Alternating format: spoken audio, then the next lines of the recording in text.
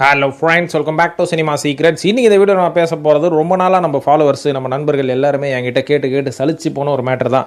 ஒரு சில படங்கள் ரொம்ப நல்லா இருக்குதுங்க, ஆனால் ஓடவே மாட்டேங்குது. ஆனால் ஒரு சில படங்கள்லாம் டுபாகூர் மாதிரி இருக்குது. அந்த படத்தில் ஒன்றுமே இல்லை, பார்த்துட்டு வெளில வந்தால் எங்களுக்கே காண்டா இருக்குது. அந்த படம்லாம் பார்த்தீங்கன்னா 100 கோடி 200 கோடி மிகப்பெரிய வெற்றி, வரலாற்று காணாத வெற்றி அப்படின்ற மாதிரிலாம் போஸ்டர் அடிக்கிறானுங்க.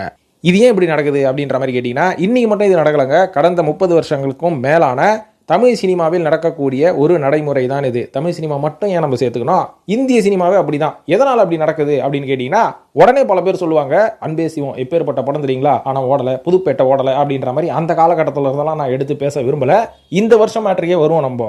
ஸோ இந்த வருஷத்துலேயே பார்த்தீங்கன்னா ஏகப்பட்ட நல்ல சிறந்த படங்கள்லாம் வந்தது. அந்த படங்கள்லாம் வந்ததும் தெரில, போனதும் தெரில. ஒரு சில படங்கள்லாம் ஓடவே இல்லை. ஸோ ஒரு சில டுபாகூர் படங்கள் உரிக்க வெங்காயத்துக்குள்ள ஒன்றுமே இல்லையே அப்படின்ற மாதிரி, அந்த படத்துக்குள்ள ஒன்றுமே இல்லைனாலும் 300 கோடி 350 கோடி கலெக்ஷனா எப்பட்றா அப்படின்ற மாதிரி யோசிக்க தோணுதுல்ல. ஸோ இந்த மாதிரியான படங்கள்லாம் ஏன் ஓடுது, ஒரு சில நல்ல படங்கள் ஏன் ஓட மாட்டேங்குது, நம்ம ஃபேன்ஸோட மைண்ட் செட்டு இன்னி வரைக்கும் ஏன் மாறவே மாட்டேங்குது அப்படின்றத பற்றி இந்த வீடியோவில் நம்ம தெளிவாக பேசுவோம் நண்பர்களே. ஸோ அதுக்கு முன்னாடி மறக்காம ஹாரர் சீக்ரெட்ஸ் நம்ம சேனலை வந்து சப்ஸ்கிரைப் பண்ணுங்க. அந்த சேனலில் நிறைய கண்டென்ட்ஸ் நான் போட போகிறேன். உள்ளே போய் பார்த்தா 3 வீடியோ தான் இருக்குது அப்படின்னு கேட்டிங்கன்னா, நிறைய பேர் வரட்டங்க, வர போட்டால் தாங்க எனக்கே கொஞ்சம் என்கரேஜ்மெண்ட்டாக இருக்கும். இல்லைனா வீடியோ மட்டும் போட்டுக்கிட்டு யாருமே பார்க்கலன்னா, யாருமே இல்லாத டீ கடைக்கு எவனுக்கு தான் இவன் டீ ஆற்றி நிற்கிறான் அப்படின்ற மாதிரி ஆயிடக்கூடாது இல்லைங்களா நம்ம கதை. ஸோ அதனால தான் நான் பொறுத்திருந்து ஆட்கள் வர வித்தியாசமான வீடியோக்கள், அதுவும் ஹாரர் சம்பந்தப்பட்ட ரியல் லைஃப் இன்சிடென்ட்ஸ் வீடியோஸ் எல்லாத்தையும் நான் ரிசர்ச் பண்ணிட்டு இருக்கேன். அது எல்லாத்தையும் வருங்கால வீடியோக்களில் நான் போட்டுக்கிட்டே இருக்க போகிறேன் ஹாரர் சீக்ரெட் சேனலில். அதனால் அந்த சேனலை சப்ஸ்கிரைப் பண்ணுங்கள். அந்த சேனலோட லிங்கை இந்த வீடியோட கமெண்ட்டில் நான் வந்து பின் பண்ணுறேன். ஸோ கிளிக் பண்ணி சப்ஸ்கிரைப் பண்ணுங்கள். கண்டிப்பாக வித்தியாசமான வீடியோக்கள்லாம் உங்களுக்காக காத்துட்ருக்கு அந்த சேனல்லையும். ஸோ இப்போ இந்த மேட்டருக்குள்ளே வருவோம். இந்த மேட்ரு வந்து எனக்கு எப்போ ஸ்பார்க் வந்தது அப்படின்னு பார்த்தீங்கன்னா, இன்றைக்கி நேற்றுல பல வருடங்களாக இந்த கேள்விகள் போயிட்டுருக்கு. ஆனால் இப்பேற்பட்ட வீடியோவை நம்ம ஸ்டார்ட் பண்ணுறதுக்கு நமக்கு ஒரு ஸ்பார்க் வேணும் அப்படின்ற மாதிரி எனக்கு தோணுச்சு. அது எப்போ தோணுச்சுன்னா, இந்த கருப்புன்னு ஒரு படம் வந்து பார்த்தீங்களா. ஸோ இந்த படத்து மேலே மிகப்பெரிய எதிர்பார்ப்பு எனக்கு இருந்தது. அது வந்து நான் இல்லைன்னு சொல்லவே இல்லை. ஆனால் இந்த படம் இந்த அளவுக்கு வெற்றி அடையும் அப்படின்றதுல எனக்கு துளி கூட நம்பிக்கையே கிடையாது. ஏன் துளி கூட நம்பிக்கை கிடையாது? சூர்யா உனக்கு பிடிக்காதான்னு கேட்டிங்கன்னா, ஒரு காலத்தில் நான் சூர்யா ஃபேன் தான். சூர்யானா எனக்கு ரொம்ப பிடிக்கும். இன்னி வரைக்கும் சூர்யாவோட நல்ல படங்களுக்காக நான் காத்துக்கொண்டே தான் இருக்கிறேன். அதில் வந்து எந்த சந்தேகமும் இல்லை. இப்போ கூட விஸ்வநாதன் அண்ட் சன்ஸ் அப்படின்ற மாதிரி ஒரு படம் வரப்போகுது. இந்த படத்து மேலே எனக்கு மிகப்பெரிய எதிர்பார்ப்பு இருக்குது. ஏன்னா சூர்யா அவர்கள் அப்படின்றவர் வந்து ஒரு மசாலா ஹீரோ அப்படின்றதையும் தாண்டி ஒரு யதார்த்தமான நடிகர். அவர்கிட்ட இருந்து நல்ல மசாலா படமும் எதிர்பார்க்கலாம், நல்ல கதைக்களம் கொண்ட படமும் எதிர்பார்க்கலாம், பீரியட் ஃபிலிமும் எதிர்பார்க்கலாம், டாக்குமெண்ட்ரியும் எதிர்பார்க்கலாம். எந்த மாதிரியான படங்கள் நடித்தாலும் சூர்யா அதுக்கு கரெக்டாக ஆப்ட் ஆவார். இந்த மாதிரியான இமேஜ் சூர்யா அவர்களை தவிர எந்த நடிகர்களுக்கும் பெருசாக கிடையாது தமிழை பொறுத்த வரைக்கும் அப்படின்ற மாதிரி நான் சொல்லுவேன். ஸோ சூர்யா கிட்டேருந்து இந்த கருப்பு படத்தில் எனக்கு எதிர்பார்ப்பே சுத்தமாக இல்லை. ஏன் அப்படின்ற மாதிரி கேட்டிங்கன்னா, இந்த படத்தோட கதைக்களம் மற்றும் இந்த படத்தோட படப்பிடிப்பு போகும்போதே அந்த படத்தில் நடித்த ஒரு சில நடிகர்கள் என்கிட்ட சொன்னது என்னன்னா, இந்த படத்தோட தலையும் புரியல வாழும் புரியல, என்னமோ ஒன்று எடுத்துக்கிட்டு இருக்கிறானுங்க, ஆனால் பார்க்கறதுக்கு நல்லா இல்லை அப்படின்ற மாதிரி சொன்னாங்க. அதுக்கப்புறம் பல பேரோட விமர்சனத்தை நான் கேட்டேன். இருந்தாலும் அதை வச்சுலாம் நான் கெஸ் பண்ணவே மாட்டேன் என்றைக்குமே.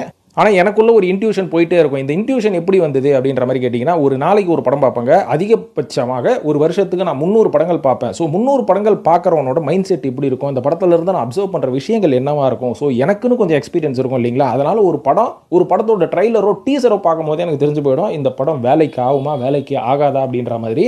ஸோ கருப்பு படத்தோட டீசர் வந்தோடனே எனக்கு தெரிஞ்சு போச்சு, இந்த படத்தில் சத்தியமாக ஒன்றுமே இருக்காது.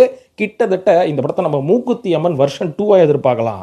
அப்படி தான் தோணுச்சு. ஆனால் என்னோட கெஸ்ஸிங் இந்த வாட்டியும் மிஸ் ஆகலை, கரெக்டாக தான் இருந்தது. ஏன்னா படத்தை பார்க்கும்போது மூக்குத்தி அம்மன் கூட புது கான்செப்ட் அப்படின்றனால எல்லாரும் கொஞ்சம் எதிர்பார்ப்போட பார்த்தோம். ஆனால் அந்த படத்தை அப்படியே நயன்தாராக்கு பதிலாக சூர்யாவை மாற்றி எடுத்து வச்சிங்க பார்த்தீங்களா, அதுலேருந்தே தெரிஞ்சு போச்சு உங்களோட புத்திசாலித்தனம். ஸோ இந்த படத்தோட ஃபஸ்ட்டு ஒரு 20-30 நிமிஷம் கண்டிப்பாக வந்து அன்எக்ஸ்பெக்டடாக இருந்தது, ரொம்பவே நல்லா இருந்தது. அதுக்கப்புறம் சூர்யாவோட கேரக்டர் உள்ளே வந்தோடனே இதை வந்து ஒரு ஆக்ஷன் ஃபிலிம் அப்படின்ற மாதிரி இவங்க லேபிள் பண்ணாங்க.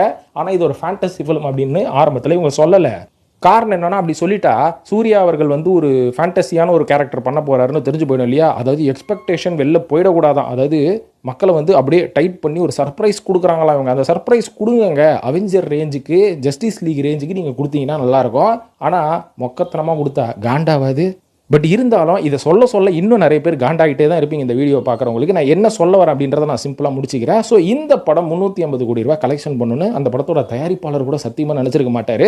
ஏன்னு பார்த்தீங்கன்னா, இந்த படத்தோட விமர்சனத்தை நான் போடும்போது ஏகப்பட்ட எதிர்ப்புகள் எனக்கு வந்தது. ஏஐ சைட்லேருந்து ஒரு சில கமெண்ட்ஸ் வந்து தாறுமாறாக வந்தது. அதுக்கப்புறம் இந்த தேட்டர்லேருந்து அப்படியே வெளில வரானுங்க பார்த்தீங்களா, எமோஷனோட சில தற்குறிகள். இந்த தற்குறிகள் எவன்டா வந்து கரெக்டாக போடுறான், அதுக்கப்புறம் எவன்டா கரெக்டாக போடலை இந்த ரிவ்யூ அவனெல்லாம் பிடிச்சி திட்டுவோன்ற மாதிரி இவனுங்களே வார்த்தைகளை தேடி எடுத்து என்ன திட்ட ஆரம்பிக்கிறது. அதுக்கப்புறம் வீட்டில் சும்மா உட்காந்துக்கிட்டு 100 பேர் திட்டுறான்ல நம்மளும் சேர்ந்து இவனை திட்டுவோம் அப்படின்னு சொல்லி பல பேர் திட்டிகிட்டு தான் இருந்தானுங்க. ஸோ அதெல்லாம் பார்க்கும்போது என்ன தெரியுதுன்னா 30 வருஷத்துக்கு முன்னாடி இருந்த ரசிகர்கள் அப்போ அப்படி இருந்தாங்க. ஏன்னா அவங்களுக்கு பெருசாக சோஷியல் மீடியான்னு இல்லை, படிப்பறிவு இல்லை. ஸோ அதனால் ஒரு சில பேர் அப்படி இருந்தாங்க. ஆனால் இன்னைக்கு இந்த கமெண்ட்ஸ் போடுறவங்க எல்லாருமே கண்டிப்பாக மினிமம் காலேஜ் ஆச்சும் போயிருப்பான். எல்லாருக்கிட்டையும் ஸ்மார்ட் ஃபோனுன்னு ஒன்று இருக்கும். ஸோ இவ்வளோ வசதிகள் இருந்தோம் இவங்களுக்கு யோசிக்கும் திறன் இல்லையே அப்படின்றத நினச்சி தான் ரொம்ப நான் வருத்தப்பட்டேன். ஸோ இதெல்லாம் உன்னோட கெஸ்ஸிங்ப்பா, நீ மற்றவங்களை வந்து குறை சொல்லாத, அவனுக்கு பிடிக்கும் அவனுக்கு பிடிக்காது அப்படின்ற மாதிரி சொன்னீங்கன்னா இது ஓவராலாக பல பேரை சாட்டிஸ்ஃபை பண்ணலை அப்படின்றதுக்கு ஒரு சிறந்த ஆதாரணமே. ஆரம்பத்தில் நான் இந்த படத்தை ஒரு ரிவ்யூ போடும்போது பல ரிவ்யூவர்களே என்கிட்ட வந்து சொன்னது என்னன்னா இந்த படம் நல்லா தான் இருக்குது, நீ மட்டும் தான் குறை சொல்லி பேசுகிற அப்படின்னாங்க. ஆனால் அதே ரிவ்யூவர்ஸ் இன்னைக்கு பல வீடியோக்கள் என்ன சொல்கிறாங்க, 350 கோடிக்கெலாம் இந்த படம் தகுதியே கிடையாது, இது ஒரு டுபாகூர் படம், ஆனால் இந்த படம் எப்படி இவ்வளோ கலெக்ஷன் பண்ணுச்சு அப்படின்ற மாதிரி அவங்களே உச்சி கூட்டிக்கிறாங்க. ஸோ இதிலிருந்து என்ன சொல்ல வர, நீ வந்து கருப்பு படத்தை மட்டுமே பேசி பேசி ஒரு 5-6 நிமிஷம் ஓட்டிட்டு அப்படின்னீங்கன்னா இதுதாங்க சிறந்த எக்ஸாம்பிள். நான் சொல்லிட்டேன் ஆரம்பத்திலே, இந்த வருஷத்துக்கு உண்டான படங்களை பற்றி தான் நான் பேச போகிறேனே தவிர மொத்தமாக தமிழ் சினிமா ஹிஸ்ட்ரி எடுத்து நான் பேசலை. ஸோ இந்த வருஷத்திலே பார்த்தீங்கன்னா கருப்பு அப்படின்ற ஒரு படம் இந்த அளவுக்கு தகுதியான வெற்றி படம் கிடையாது. ஆனால் அது ஒரு வெற்றி படமாக ஆக்கினால ஆர்ஜே பாலாஜி அப்படின்னு விஷயமே இல்லாத ஒரு சில இயக்குநர்கள்லாம் இங்கே வரனால தான் தமிழ் சினிமா கெட்டு போகுது. ஸோ ஆர்ஜே பாலாஜியோட முடிஞ்சு போச்சு அந்த கதை அப்படின்னு கேட்டிங்கன்னா அதுதான் இல்லை. இப்போ தான் நான் வந்து உள்ளேயே என்ட்ரு ஆக போகிறேன். ஸோ இந்த வீடியோ வந்து கண்டிப்பாக ஒரு லென்த்தி வீடியோவாக இருக்க போது, அதனால் டைம் இருந்தால் அந்த வீடியோவை பாருங்கள். இல்லைப்பா நீ எதையுமே வந்து சுருக்கமாக சொல்ல மாட்டேன் அப்படின்னா ஒரு சில விஷயங்களோட விளக்கத்தை நான் கொடுக்கும்போது சுருக்கமாக சொல்ல முடியாது நண்பர்களே. ஒன்றும் இல்லாத உருப்படி இல்லாத மேட்டரை சொல்கிறதுக்கு இவ்வளோ பெரிய விளக்கம் தேவையே கிடையாது. ஆனால் புரிய வைக்கிறதுக்கு இவ்வளோ பெருசாக தான் பேசி ஆகணும். டைம் இருந்தால் ஃபுல்லாக பாருங்கள், இல்லைனா ஸ்கிப் பண்ணி பாருங்கள், இல்லைனா கொஞ்சம் கொஞ்சமாக பார்த்து எபிசோடாக நீங்களே கட் பண்ணி பாருங்கள் இந்த வீடியோவை. கேளுங்க. ஸோ ஒரு நல்ல இயக்குனர்னா என்ன, நல்ல இயக்குனர் இல்லாத தமிழ் சினிமாவா? பல நல்ல இயக்குனர்கள் தமிழ் சினிமாவில் இருந்திருக்கிறாங்க. அவங்களாம் தான் தமிழ் சினிமாவை இன்னி வரைக்கும் காப்பாற்றி வச்சிருக்கிறாங்க அப்படின்ற மாதிரி சொல்லலாம். By the way of rerelease movies அப்படின்ற மாதிரி சொல்லுவேன். ஸோ ஒரு நல்ல இயக்குனர்னா என்ன அப்படின்னு கேட்டிங்கன்னா அவனுக்கு ஒரு 3 ரெஸ்பான்சிபிலிட்டி இருக்குங்க. முதல் ரெஸ்பான்சிபிலிட்டி என்னன்னா, நம்மளை நம்பி காசு போட்ட தயாரிப்பாளர் சந்தோஷமாக இருக்கணும், நல்ல லாபம் அடையணும் அப்படின்றது தான் முதல் ரெஸ்பான்சிபிலிட்டி.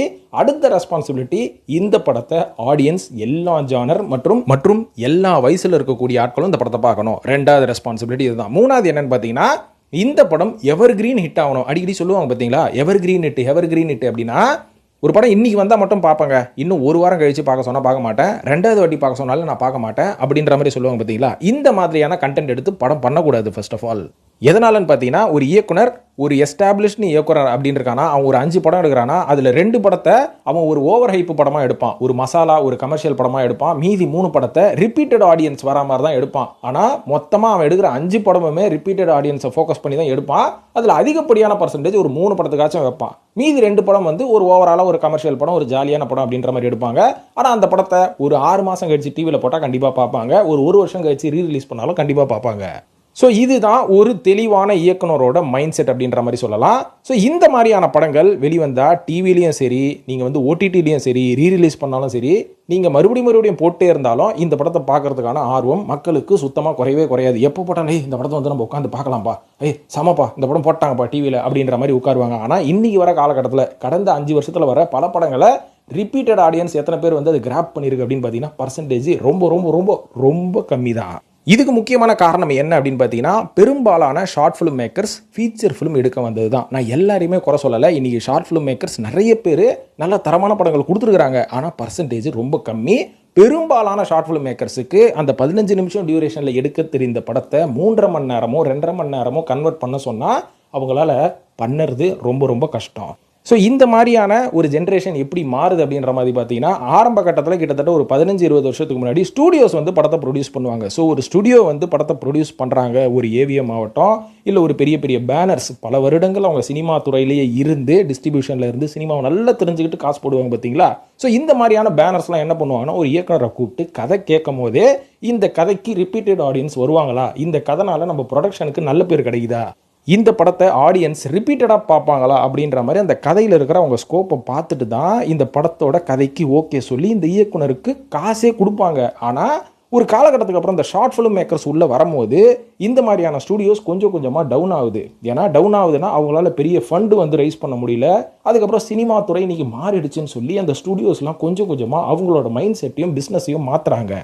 மாற்றினதுக்கப்புறம் ரியல் எஸ்டேட் ரன் பண்ணுறவங்க, அதுக்கப்புறம் ஐடி கம்பெனி ரன் பண்ணிட்டு இருக்கிறவங்க, நிறைய பிளாக் மணி வச்சுருக்கிறவங்க, அரசியல் பினாமிகள், ஸோ இவங்கெல்லாம் அவங்களோட காசை எங்கே பார்க் பண்ணுறதுன்னு தெரியாமல் நம்ம நஷ்ட கணக்குலையோ லாப கணக்குலையோ ஏதோ இந்த காசை வந்து நம்ம கவர்மெண்ட்டுக்கு டேக்ஸாக கட்டுறதுக்கு இதை வச்சு ஒரு படம் எடுத்து நம்ம நஷ்ட கணக்கு காமிக்கலான்னு சொல்லி ஒரு சில பேர் ப்ரைவேட்டாக ஒரு ஓன் ப்ரொடக்ஷன் கம்பெனியை ஓப்பன் பண்ணுறாங்க. இவங்களோட லாஜிக் என்னன்னு பார்த்தீங்கன்னா, 10 படம் எடுப்போம், அதில் ஒரு படம் ஓடுச்சுன்னா ஓகே, 9 படம் ஃப்ளாப் ஆனாலும் பிரச்சனையே கிடையாது, ஏன்னா இது எல்லாமே பிளாக் பண்ணி அப்படின்னு சொல்லி ஒரு சில ப்ரொடக்ஷன், நான் சொல்கிறத நல்லா நோட் பண்ணுங்க, நான் எல்லாரையுமே சொல்லலை, ஒரு சில ப்ரொடக்ஷன்ஸ் அந்த மாதிரி ஓப்பன் பண்ணுறாங்க. ஸோ இவங்க கிட்ட போய் ஒரு எஸ்டாப்ளிஷ்டு இயக்குனர் கதை சொல்கிறார் அப்படின்னா அந்த இயக்குனர் வந்து ஜஸ்ட் லைக் தட்னு போய் கதை சொல்ல மாட்டார். அந்த ப்ரொடக்ஷனோட வேல்யூவை நல்லா அனலைஸ் பண்ணி இவங்களால் படத்தை வந்து த்ரூ அவுட்டாக கடைசி வரைக்கும் கொண்டு போக முடியுமா, இந்த படத்தை எடுத்ததுக்கப்புறம் இந்த படத்தை கரெக்டான பிளாட்ஃபார்மில் இவங்களால் ரிலீஸ் பண்ணுறதுக்கான கெப்பாசிட்டி இந்த ப்ரொடக்ஷன் இருக்கான்னு செக் பண்ணுவார்.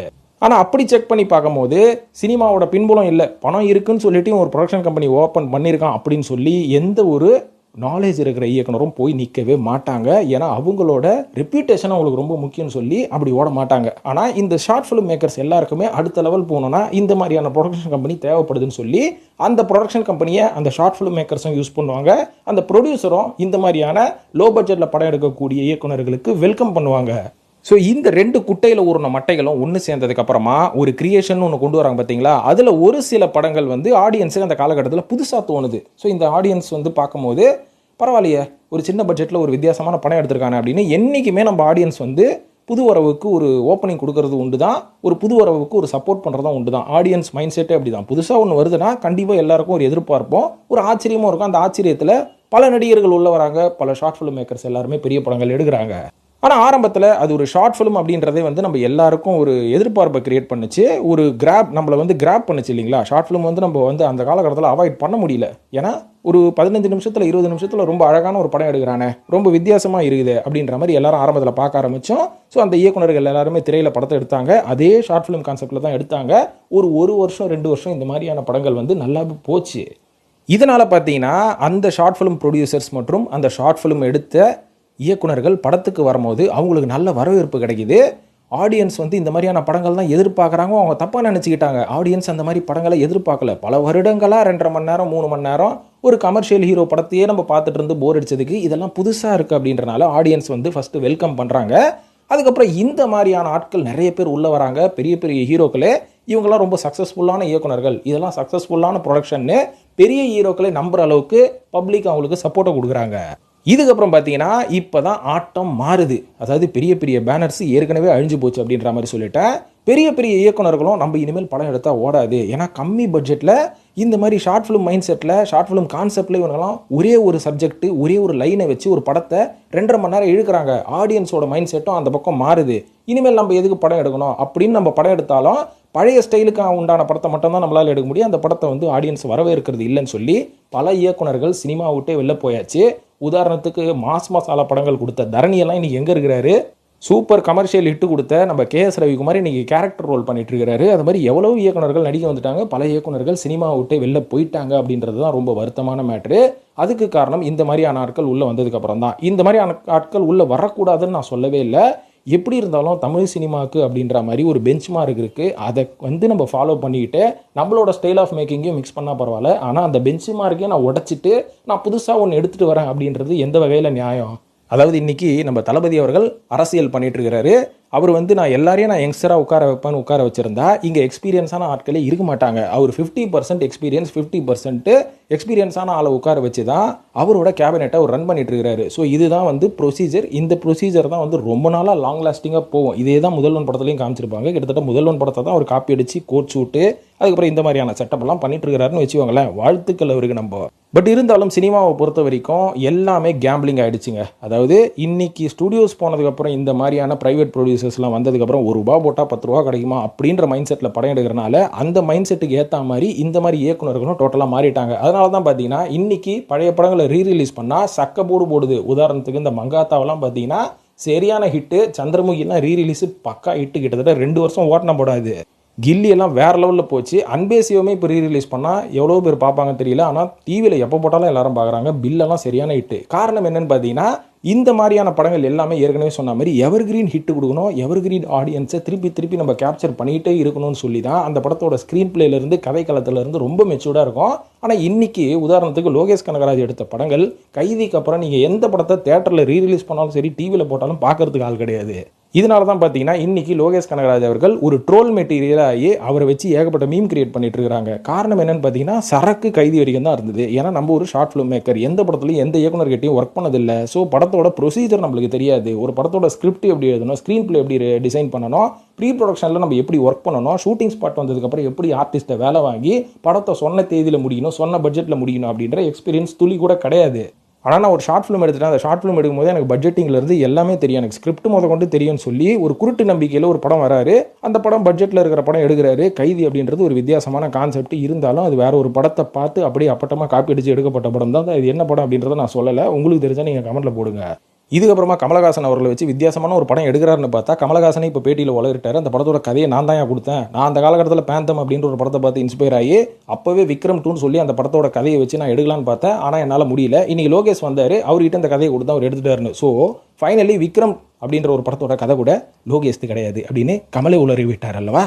பட் இருந்தாலும் இதுக்கு ஒரு சிறந்த எக்ஸாம்பிள் சொல்லணும்னா, இன்னி வரைக்கும் பாரதி ராஜா, பாலச்சந்தர், எஸ்பி முத்துராமன், அதுக்கப்புறம் நம்ம இயக்குனர் மகேந்திரன், பாலு மகேந்திரா, இவ்வளோ பேர் நம்ம எதனால் செலிப்ரேட் பண்ணிட்டு இருக்கோம். இன்னைக்கு நம்மை விட்டு பிரிந்து சென்ற நம்ம கே பாக்யராஜ் அவர்கள். ஸோ இவரெல்லாம் இன்னி வரைக்கும் நம்ம செலிப்ரேட் பண்ணுறதுக்கு முக்கியமான காரணம் அவங்க எல்லாரோட கிரவுண்ட் ஒர்க்கும் அந்த லெவலு. ஒரு படத்தை எடுக்கிறதுக்கு முன்னாடி சினிமானா என்ன, வாழ்க்கைனா என்ன, இன்றைக்கி தமிழ்நாட்டில் என்ன நடக்குது, நம்ம படத்தை பார்த்து காப்பிடிக்கிறதுன்றது வேறு, இன்ஸ்பயர் ஆகிறது அப்படின்றது வேறு.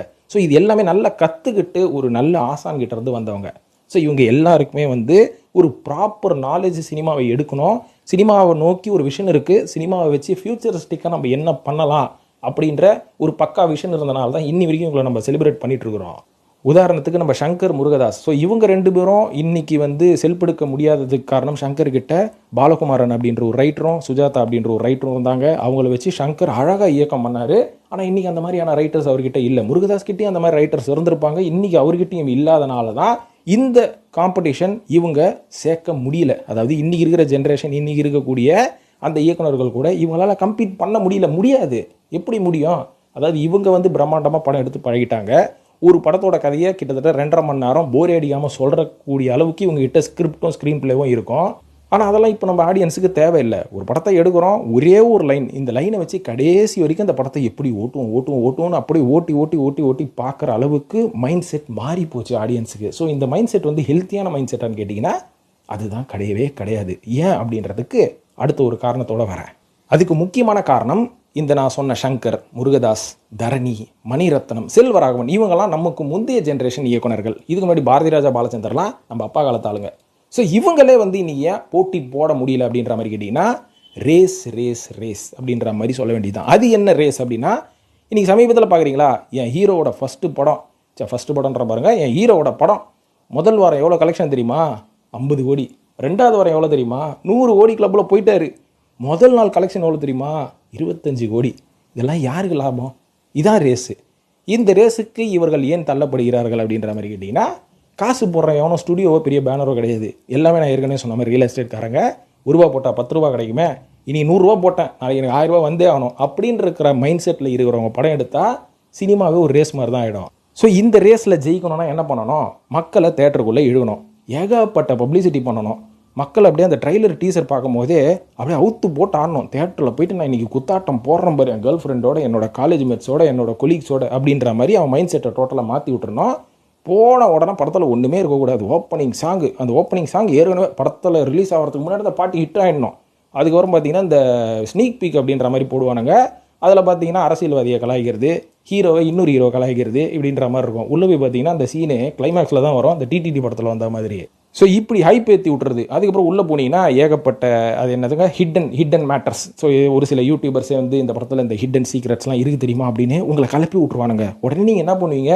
டிக்கெட்டு 150 ரூபா வைக்கிற டிக்கெட் 190 ஆகிடும், 190 ரூபா வைக்கிற டிக்கெட் 300 ஆகிடும், 2000 ஆகிடும். எவ்வளோ இருந்தாலும் பரவாயில்லப்பா, எனக்கு எங்கள் கம்பெனியில் சேலரியில் பிடிச்சிக்கின்னு டிக்கெட்டை காம்ப்ளிமெண்ட்ரியாக கொடுக்குறாங்கன்னு சொல்லி வாங்கிக்கிட்டு ஒரு கும்பல் போகிறது.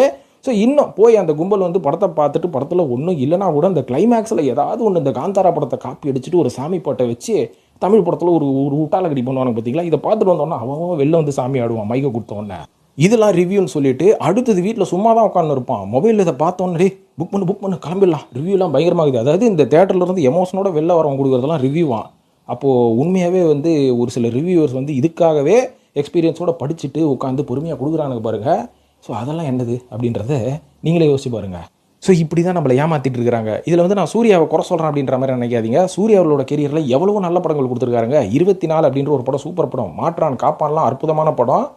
இந்த படத்தெல்லாம் வந்து எவ்வளோ பேர் ஹிட்டு கொடுத்தாங்க அப்படின்னு தெரியல. அதெல்லாம் பார்த்தீங்கன்னா ஸ்க்ரீன் பிளே வைஸ் அந்த படம் ஒரு செக்மெண்ட்டாக போயிட்டே இருக்கும், அவ்வளோ அழகாக இருக்கும் அந்த படங்கள்லாம்.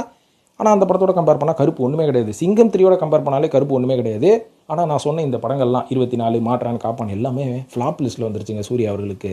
ஸோ அவருக்கே வருத்தமாக இருக்காது. கடைசியில் அவரே புரிஞ்சு போயிருப்பார். அந்த மாதிரி கஷ்டப்பட்டு நான் ஏன் நடிக்கணும், ரெட்டை பிறவையாக ஏன் நடிக்கணும், மிலிட்ரி மேன் மாதிரி பாடியை ஃபிட்டாக ஏன் நடிக்கணும், 24 மாதிரி இப்போ ஏற்பட்ட ஸ்க்ரீன் பிளேவே அவனால் எழுதுவானா? எனக்கு தெரிஞ்சு எவனுமே எழுத முடியாது, அந்தளவுக்கு அந்த ஸ்க்ரீன் பிளே இருக்கும். இப்போ அந்த இயக்குனரோட தான் வந்து அவர் கை கோக்க போகிறாரா. ஆனால் கருப்பு சப்புன்னு ஒரு 4 படத்தோட ஸ்பூஃபு, அதுக்கப்புறம் காந்தாரா படத்தை பார்த்து அந்த கிளைமேக்ஸு காப்பி, அதுக்கப்புறம் ஏற்கனவே எடுத்த படத்தோட அந்த கதைக்களம் இதை வச்சு தேட்டரில் ஒரு எமோஷனலாக கத்துறாரு. படத்தை பார்த்து அவன் ஹிட் பண்ணி விட்டானுங்க. இந்த மாதிரி மொக்க படத்தெல்லாம் அடுத்தடுத்து ஹிட் பண்ணிக்கிட்டே இருங்க. அதுக்கப்புறம் கடைசி வரைக்கும் மொக்க படமாக தான் வந்துட்டு இருக்கிறோம். இவ்வளோ ஏங்க சமீபத்தில் கரை அப்படின்னு ஒரு படம் வந்தது. ஸோ இந்த படம் வந்து வந்ததும் தெரில போனதும் தெரில அப்படின்ற மாதிரி தான் இருந்தது. நானே திடீர்னு போஸ்டர் பார்க்கும்போது என்னடா ஏதோ தனுஷ் படம் ரிலீஸ் ஆகுது, ஒரு பப்ளிசிட்டியும் இல்லை அப்படின்ற மாதிரி யோசித்தேன். அதனால் நானே இந்த படத்தை தேட்டரில் பார்க்கல. அதுக்கப்புறம் பார்த்தீங்கன்னா ஓடிடியில் ரிலீஸ் ஆனதுக்கப்புறம் அந்த படத்தை பார்த்தேன். என்னடா அந்த படத்துக்கு குறை அப்படின்ற மாதிரி யோசிக்க தோணுச்சு. இப்போ கூட பல பேர் கமெண்ட்டில் சொல்லுவீங்க, கரெல்லாம் ஒரு படமா, அதுக்கெல்லாம் சப்போர்ட் பண்ணுறேன்னு. அந்த படத்தை நல்லா பாருங்கள், நல்ல படம் அது. விக்னேஷ் ராஜா வந்து அவ்வளோ அழகாக எடுத்துருப்பான். அந்த படம் ரொம்ப சூப்பர்னா கூட ஒரு டீசெண்டான ரொம்ப அழகான வித்தியாசமான ஒரு படம். அந்த படம் பாதி கூட கலெக்ஷன் பண்ணலங்க. என்னங்க இது? இதை நான் சொன்னால் நம்ப மாட்டீங்க. நம்ம இயக்குனர் சுந்தர் சியை வந்து ஒரு பேட்டியில் சொன்னார், சொல்லாமல் சொல்லிட்டு போயிட்டாரு. அதாவது இப்போ எடுக்கிறவங்களாம் என்ன மாதிரி எடுத்துகிட்டு இருக்கிறான்னு. அதில் ஒரு சிறந்த உதாரணமே ஹிப்பா பாதின்னு ஒருத்தர் இருக்காரு பார்த்தீங்களா. இவர் வந்து ஒரு பேசிக்கலி ஒரு பாப் சிங்கரு. அவர் சங்கீதம் வந்து முறையாக கற்றுக்கிட்டு ஒரு பாப் சிங்கராக இருந்தார். பாப் சிங்கருக்கும் பாட்டு பாடுறவனுக்கும் இயக்கத்துக்கும் என்ன சம்மந்தம் எனக்கு சுத்தமாக புரியல. அதாவது பாட்டு பாடுறவன், அதுக்கப்புறம் கேரக்டர் ரோல் பண்ணுறவன், வில்லன் ரோல் பண்ணுறவன், டான்ஸ் மாஸ்டரு, போதா குறைக்கு ஸ்டண்ட்டு மாஸ்டரு, இவங்க எல்லாருமே இன்றைக்கி டேரக்டர் ஆகிட்டாங்க. எனக்கு ஒன்றுமே புரியல. ஏன் தெரியுமா? இதுக்கெல்லாம் ஒருத்தன் வந்து ஒரு எக்ஸாம்பிளாக இருந்தான். அவனை பார்த்துட்டு தான் இவங்கெல்லாம் கெட்டு போனாங்க. அவன் யாருன்றது தெரிஞ்சால் கமெண்ட்டில் போடுங்க, நான் என் வாயில் சொல்ல விரும்பல. ஸோ அது சுந்தரிசி என்ன சொன்னார்னு பார்த்தீங்கன்னா, இப்போ பாதி அப்படின்ற ஒரு பையன் வந்து மியூசியம் முருகன் ஒரு கதையோடு வந்தான்.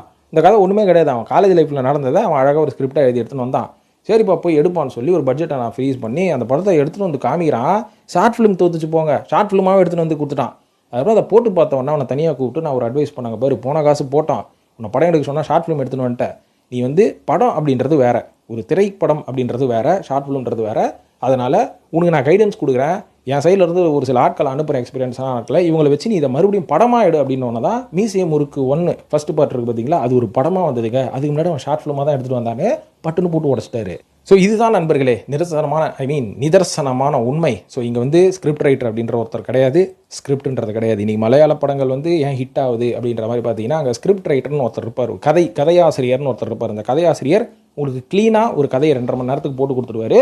ஸோ இதுக்கு என்ன ஸ்க்ரீன் பிளே பண்ணுறதுன்றது மட்டும்தான் இயக்குனரோட வேலையாக இருக்கும். ஸோ இதனால தான் பார்த்தீங்கன்னா மலையாள படங்கள் ஒரு சின்ன ஒரு லைனாக இருந்தாலும் அந்த படத்தை வந்து நம்ம 2 மணி நேரம் 2.5 மணி நேரம் உட்காந்து பார்ப்போம். சமீபத்தில் கூட திருஷ்யம் 3 அப்படின்ற ஒரு படம் பார்த்தேன். கிட்டத்தட்ட 1 மணி நேரத்துக்கு அப்புறம் தான் கதையை ஆரம்பிக்குது. ஆனால் அந்த 1 மணி நேரம் கூட ரொம்ப அழகாக ஒரு ஃபேமிலி ட்ராமாவை அவன் கொண்டு போயிட்டு அந்த 1 மணி நேரத்துக்கு மேலே படம் செமையாக பிக்கப் ஆகும். ஸோ கிட்டத்தட்ட அந்த படமே பார்த்தீங்கன்னா 2.25 மணி நேரம் ஆகும். ஆனால் அந்த 2.25 மணி நேரம் நம்மளுக்கு போரே அடிக்காது. இவ்வளோ எங்கள் துரந்தர் அப்படின்ற படம் 4 மணி நேரம் ஓடிச்சு. எப்படி ஓடிச்சு? ஏன்னா அந்த 4 மணி நேரம் அவங்க ஸ்க்ரீன் பிளேவை ரொம்ப அழகாக கொண்டு போயிருவாங்க. அது மட்டும் இல்லாமல் ஏகப்பட்ட கேரக்டர்ஸுக்கு முக்கியத்துவம் கொடுத்து எல்லா கேரக்டர்ஸும் வந்து நம்ம ரசிக்கும் தன்மையாக இருக்கும். கேஸ்டிங்லாம் அவ்வளோ சூப்பராக இருக்கும். எவ்வளோ என் தங்கல் அப்படின்ற ஒரு படம், இதுவும் ஒரே ஒரு லைன் தான், தன்னோட பொண்ணுங்களை அவர் ரெஸ்லர் ஆக்குறாரு. ஆனால் அதை வந்து எவ்வளோ அழகாக கொண்டு போயிருப்பாங்க உண்மை தன்மையோடு சேர்த்து. ஸோ இப்படி தான் வந்து மக்கள் வந்து படத்தை எதிர்பார்ப்பாங்க. இந்த மாதிரியான படங்கள் தான் எத்தனை தடவை டிவியில் போட்டாலும் பார்க்க தோணும். சமீபத்தில் லிக்குன்னு ஒரு படம் பார்த்தாங்க, சத்தியமாக கடைசி வரைக்கும் எனக்கு ஒன்றுமே புரியல. அந்த படத்துக்குலாம் ஏன் அவ்வளோ செலவு பண்ணாங்கன்னு தெரியல. ஸோ இப்போ ஏற்பட்ட ஆட்கள் கிட்ட சினிமா போச்சுன்னா என்ன ஆகும்? நாரிடும்ல. ஸோ அதனால தான் பார்த்தீங்கன்னா இன்றைக்கி இருக்கக்கூடிய படங்களுக்கு கதைகள் தேவையே இல்லை.